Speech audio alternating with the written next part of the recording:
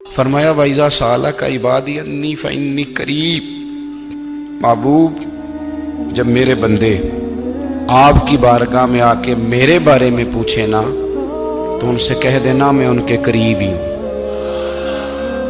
قریب ہی ہوں۔ دلیل کیا ہے؟ یہ جب بھی مجھ سے دعا مانگیں گے میں ان کی دعاؤں کو قبول فرماؤں گا، میں ان کے قریب ہوں، میں ان کے قریب ہوں۔ یہ جب بھی دعا مانگیں گے نا میں قبول کروں گا، میں ان کے قریب ہوں۔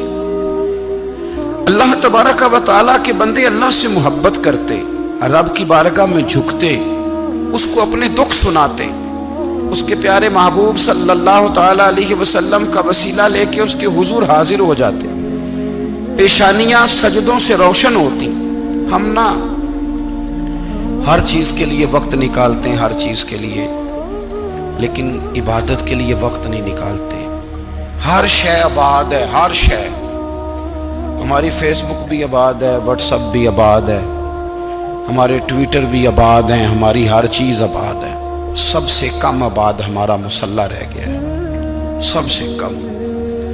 وہ لوگ اب ڈھونڈنے سے ملتے ہیں جن کی بغل میں مصلی ہوتا تھا۔ میرے بھائی آپ کتنا کو دنیا کے پیچھے بھاگو گے تھکا دے گی، کتنا دولت کے پیچھے بھاگو گے تھکا دے گی۔ آپ جب اپنی زندگی میں جمع تفریق کرو گے نا تو مرتے وقت احساس ہوگا کہ سارا کچھ تو لوگوں کے لیے کیا، اپنے لیے تو کر ہی کچھ نہیں سکے۔ اور ہم عبادت کے معاملے میں بہانے بازی بھی کرتے ہیں۔ ہم کہتے ہیں اوہو رزق کمانا بھی تو عبادت ہی ہے نا، تو میں حلال روزی کے لیے جا رہا ہوں، یہ بھی تو عبادت ہے نا۔ میری طرح کے لوگ کہہ دیتے ہیں کہ میں سویرے اٹھ کے مدرسے میں کچھ اسباق دیکھتا ہوں تو یہ بھی تو عبادت ہے، میں بیان کرنے کے لیے مطالعہ کرتا ہوں تو یہ بھی تو عبادت ہے نا، اتنے لمبے سفر کر کے ملک میں دنیا میں گھومتا ہوں تو یہ بھی تو میں عبادت ہی کر رہا ہوں۔ اب اسپیشل نفلوں کے لیے وقت کس طرح نکلے، اسپیشل کر کے تسبیح میں کیسے چلاؤں، میں سارا کچھ ہم بہانے بنا لیتے ہیں نا۔ میرا سوال یہ ہے کہ یہ ساری باتیں صحابہ کو، نبی کریم کو، دیگر لوگوں کو بھی تو پتہ تھی نا، لیکن آپ غور تو کریں 23 سال حضور کو وقت ملا، مختصر وقت ظاہراً تبلیغ کرنے کے لیے، پوری دنیا میں دین بھی پھیلانا ہے۔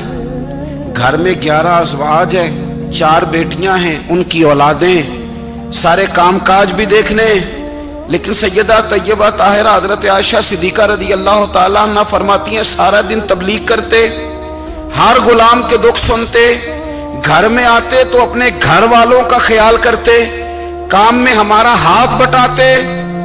قربان جاؤں، کہتی ہیں زمانہ سارا سو جاتا لیکن آمنہ کے لال مصلی بچھا لیتے۔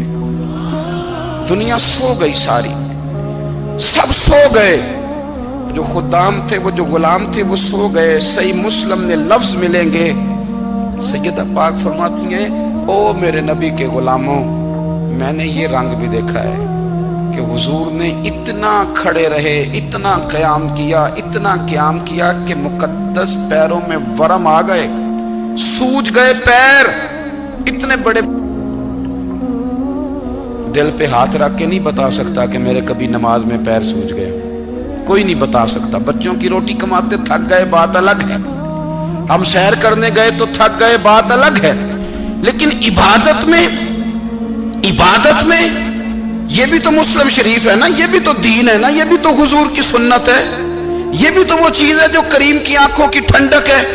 سیدہ فرماتی ہیں پیروں میں ورم آ گئے، اور ساری رات ہی حضور نے نماز پڑھی اور ایک ہی آیت بار بار دہرائی۔ مسجد نبوی میں بلال حبشی نے فجر کی اذان دے دی اور حضور ابھی مصلی پہ تھے، کریم فارغ ہوئے، میں نے عرض کی یا رسول اللہ صلی اللہ علیہ وسلم آپ کے تو صدقے اللہ اگلے پچھلوں کے گناہ معاف کرے گا، تو آپ اتنی آہوزاری کیوں فرماتے ہیں؟ آپ تو شفیع ہیں، آپ تو انبیاء کے امام ہیں۔ تو حضور نے فرمایا عائشہ تم نے گنوایا ہے نا میرے اللہ کی مجھ پر کتنی رحمت ہے، افلا اکون عبدا شکورا، فرمایا اگر اس نے اتنی نعمتیں دی ہیں تو کیا میں اس کا شکر گزار بندہ نہ بنوں، میں شکر گزار بندہ نہ بنوں اس کا؟ پھر اگر اتنی نعمتیں اس نے دی ہیں، مجھے اتنا نوازا ہے، تو پھر میں اس کے سامنے سجدے نہ کروں؟ او میرے بھائی، بڑے قابل فخر لوگ ہیں ہم کہ ہم نبی پاک کے غلام ہیں، ہم قابل فخر ہیں کہ نبی کریم کے غلام ہیں، کیا کبھی اس غلامی کے شکرانے میں بھی 2 نفل پڑھے؟ یا اللہ تیرا شکر ہے تو نے ہمیں حضور کا غلام بنایا ہے۔ یاد رکھیں کہ اپنی روحانی زندگی کو آباد کریں، استغفار پڑھیں، تسبیحات کریں۔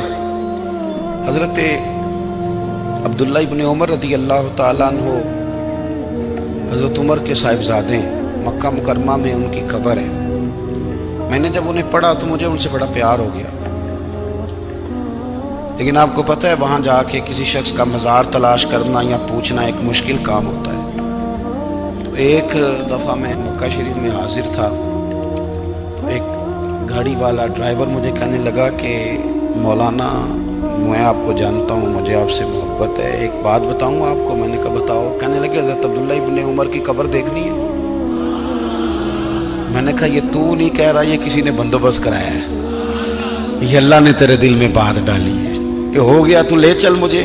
حضرت عبداللہ ابن عمر کو نبی پاک نے فرمایا تھا راجل صالح، یہ نیک بندہ ہے، یہ متقی آدمی۔ حضرت عبداللہ ابن عمر رضی اللہ تعالیٰ عنہ سیدنا فاروق اعظم رضی اللہ تعالیٰ عنہ کے صاحبزادے ہیں، اور ان کی ہمشیرہ سیدہ حفصہ رضی اللہ تعالیٰ عنہ حضور کی زوجہ محترمہ۔ ایک دن اپنی ہمشیرہ سے کہنے لگے کہ نبی کریم صلی اللہ تعالیٰ علیہ وسلم گھر میں آئے نا، اور اگر حضور غم امت میں پریشان نہ ہوں، طبیعت کو حشاش بشاش دیکھو، تو ذرا پوچھنا تو صحیح حضور کا میرے بارے میں کیا خیال ہے، پوچھنا تو صحیح کہ کریم کی بارگاہ میں میرا کیا مقام ہے، میرے بارے میں حضور کیا فرماتے ہیں۔ اب بہن کو کام بتائے، اور بتائے بھی بھائی، اور کوئی بہن وہ کام نہ کرے، یہ تاریخ میں ہوتا نہیں۔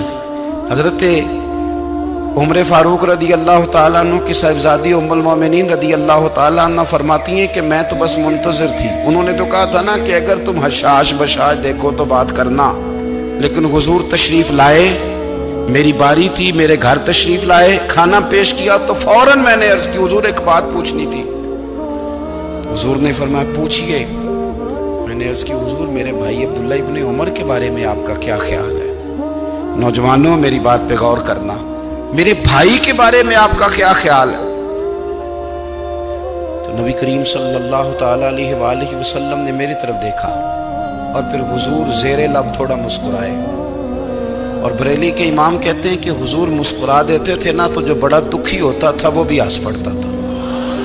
اب سوال پیدا ہوتا تھا کہ پھر تو اس مسکراہٹ کے لیے انتظار کرنا پڑتا ہوگا کئی مہینے کہ حضور مسکرائیں تو رونے والے ہنسیں، تو اعلیٰ حضرت فرماتے نہیں، انتظار نہیں کرنا پڑتا، یہ مسکراتے رہنا تو حضور کی عادت ہے۔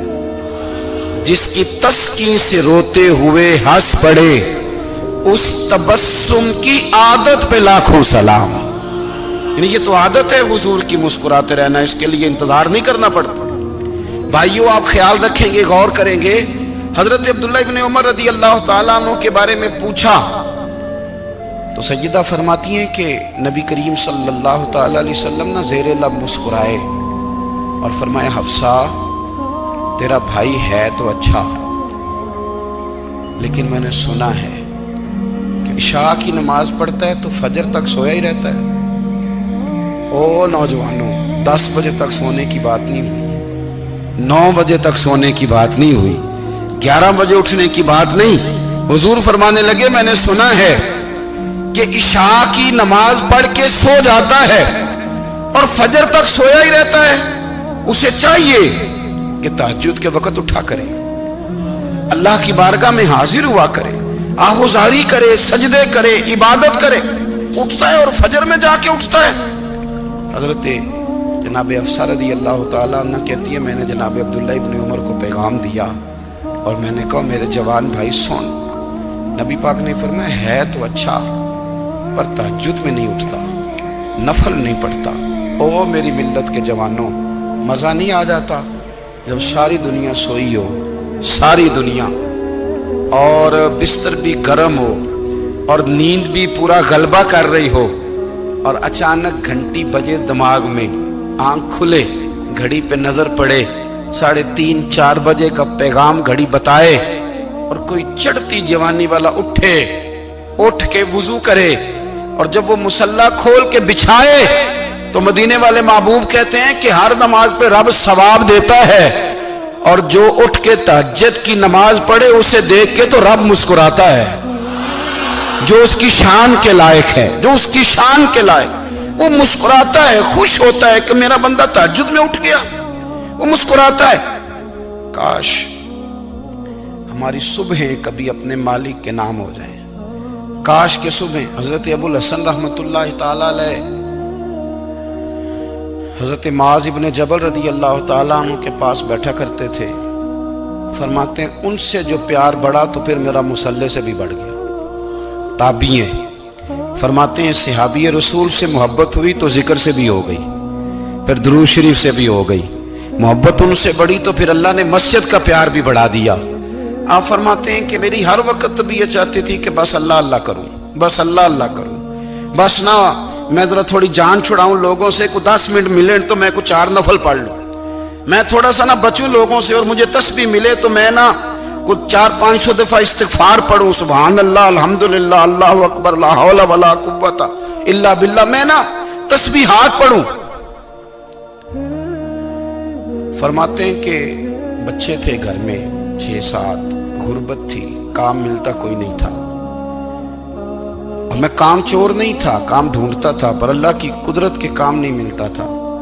فرماتے ہیں کہ میں نے ایک دن اپنی اہلیہ سے کہا کہ آج میں پھر جاتا ہوں کام ڈھونڈنے، تو میری بیوی بڑی فرما بردار تھی، پر اس دن نہ غربت کے ہاتھوں تنگ آ کے کہنے لگی آج نانا کوئی تو چیز لے کے آیا، تو مجھ سے بچوں کی بھوک نہیں دیکھی جاتی، یہ سب روگاں دا روگ محمد جس دا نام غریبی، کنڈ بلا کے لنگ جاندے نہیں دوست یار قریبی، آج نہ کچھ لے کے آیا تو میں بچے لے کے چلی جاؤں گی۔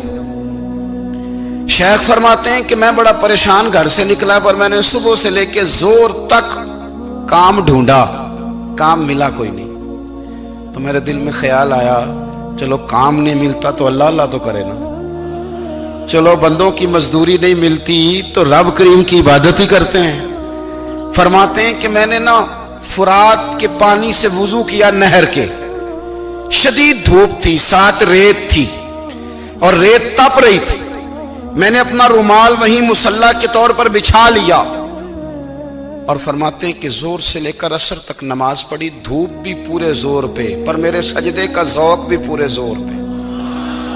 فرماتے ہیں سورج بھی چمک رہا ہے اور رب کی عبادت کا ذوق بھی پورے زور پہ، میں سجدہ کروں تو پھر میرا اٹھانے کو جی نہ چاہے۔ میرے استاد لکھا کرتے تھے، یہ ان کا شعر ہے، وہ کہا کرتے تھے مجھے سوز دے، مجھے ساز دے، اور مجھے نیم شب کا نیاز دے، دم سجدہ خود کو میں توڑ دوں، مجھے ایسا ذوق نماز دے، اور میں تیری بہار کا پھول ہوں، میں کھلا بھی ہوں تو تیرے لیے، مجھے میری شاخ سے توڑ لے، مجھے اپنی زلف کا ناز دے۔ بھائی فرماتے ہیں کہ عصر تک میں نے نفل پڑھے، دل ڈھلنے لگا، عصر کی نماز پڑھی اور میں وہاں سے چلا۔ اب میں جب نکلنے لگا تو دل میں خیال آیا کہ چھوٹی چھوٹی دیواریں ہیں گھر کی، بغیر کچھ لیے جاؤں گا تو بیوی دور سے دیکھے گی تو شور کرے گی کہ پھر خالی ہاتھ آ گیا ہے۔ کہتے میں نے اپنے اسی رومال میں جس پہ میں نے نماز پڑھی تھی نا، رومال میں کی آخی دے پنجابی جو صافہ کہتے ہیں، اسی میں نا میں نے کچھ ریت بھر لی کہ وہ دور سے دیکھے گی تو سمجھے گی کچھ لے کے آیا ہے، چلو جا کے اسے بتا دوں گا کہ آج پھر مزدوری نہیں ملی۔ کہتے ہیں وہ ریت لے کر جب میں گھر میں گیا تو پہلے بیوی دروازے پہ کھڑی ہوتی تھی، پوچھتی تھی خالی ہاتھ آ گئے ہو؟ آج میں نے دیکھا تو ہے ہی کوئی نہیں۔ فرماتے ہیں میں اندر داخل ہوا، سلام لیے، کونے میں نے وہ رومال رکھ دیا اور میں نے آواز دی کہ بھلی مانس کہاں ہو؟ تو وہ کہنے لگی آپ منہ ہاتھ دھو لیں، میں روٹی لے کے آئی۔ میں نے کہا روٹی کہاں سے آ گئی؟ یہاں تو کئی دنوں کے فاقے، تو کئی دنوں کی غربت ہے، یہاں تو اس گھر میں تو فقیری ہے۔ فرماتے ہیں کہ وہ روٹی لے کے آئی اور اس وقت کی جو موجودہ نعمتیں تھیں، سمجھ لیں سلاد، اچار، ہر چیز ساتھ لائی۔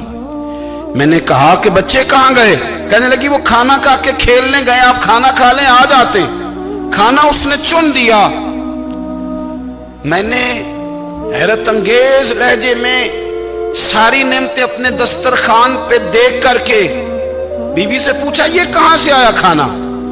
بچوں کو تو نے کہاں سے کھانا کھلایا؟ یہ سارا کچھ کیسا ہے؟ کہنے لگی پتہ نہیں آج آپ کس کریم کی مزدوری کرنے چلے گئے تھے۔ پتہ نہیں کس کریم کی میرے گھر میں تو اتنی نعمتیں آئی ہیں کہ مجھ سے سنبھالی نہیں جا رہی، اتنا اناج ہے، اتنا گندم ہے، کس کریم کے دروازے آج چلے گئے تھے؟ یہ کہتے کہتے وہ اٹھی اور اٹھ کر کے کہنے لگی پہلے ہی بڑا کچھ آیا تھا، اب کیا لے آئے ہو؟ اور جا کر کے نا اس نے وہ ریت والا رومال کھولا، کہنے لگے میں تو لے کے آیا تھا ریت، تو میرے رب نے اسے بھی سونے اور ہیرے بنا دیا تھا۔ جب آپ کی توجہ اللہ کی جانب، میرے نبی پاک صلی اللہ تعالی علیہ وسلم نے فرمایا ہر چیز اپنے رب سے مانگ، ہر چیز مانگ، ہر چیز مانگ۔ یا رسول اللہ کیا کچھ؟ میرے محبوب نے فرمایا تیرے گھر میں نمک بھی ختم ہو جائے تو وہ بھی اپنے رب سے مانگا کر، تو مانگنا وہ تجھے دے گا، تو اس کی بارگاہ میں کشکول طلب دراز تو کرنا۔ اور ترمذی شریف میں عجیب لفظ ہیں، رسول کائنات نے فرمایا، رب کریم فرماتا ہے جب میرا بندہ ہاتھ اٹھاتا ہے نا تو مجھے حیا آتی ہے کہ میں خالی کیسے لوٹا دوں اس کے۔ اتنے بڑے بادشاہ کی بارگاہ میں دعا کی بڑی طاقت ہے۔ میرے نبی پاک نے فرمایا دعا مومن کا ہتھیار ہے، دعا مومن کا، دعا مومن کا۔ حضور نے فرمایا تقدیر کو سوائے دعا کے کوئی چیز نہیں بدل سکتی۔